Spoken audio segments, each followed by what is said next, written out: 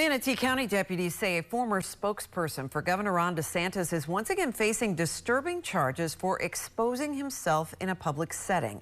Fred Piccolo, who most recently worked for New College in Sarasota, was arrested yesterday in Manatee County. 8 on Your Side investigator Brittany Muller joins us live after hearing from Piccolo's family. Stacey, good evening. Fred Piccolo once played a prominent role in Florida politics, but these most recent charges threaten to cast a shadow over his past public service. You're here on the charge of exposure of sexual organs. 47-year-old Fred Piccolo Jr. went before a Manatee County judge today after his arrest on Tuesday. He's facing 4 charges of exposure of sexual organs. And no contact with the victim. According to these arrest affidavits, Piccolo went to University Town Center Mall in Sarasota on 3 separate dates in August and September.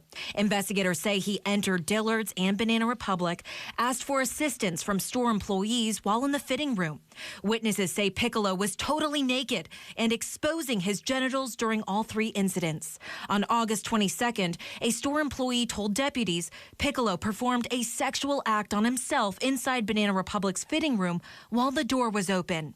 Manatee County deputies say a 4th incident happened in March when Piccolo exposed himself to a driver after she asked for directions less than 3 miles away from his Lakewood Ranch home. This is disturbing that someone with this much proximity, this close proximity to the governor, who's been put into a position of authority at New College, has had these disturbing charges leveled against him. Piccolo worked as the director of communications for Governor Ron DeSantis' office from August 2020 through December 2020 after he resigned over a controversial social media post.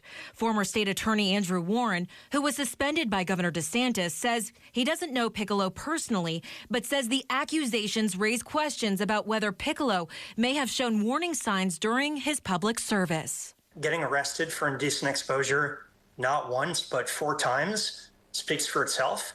I think the more important questions here are, why has this man been in the governor's inner circle?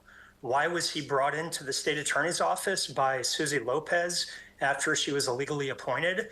Those are the questions that the public deserves to answer. 8 on Your Side reached out to State Attorney Susie Lopez's office. A spokesperson wrote he was a short-term contractor with our office and that relationship ended in 2022.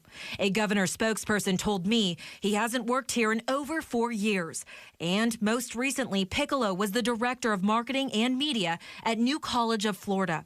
8 on Your Side asked New College about Piccolo's arrest. A spokesperson only said Fred Piccolo is no longer employed by the college.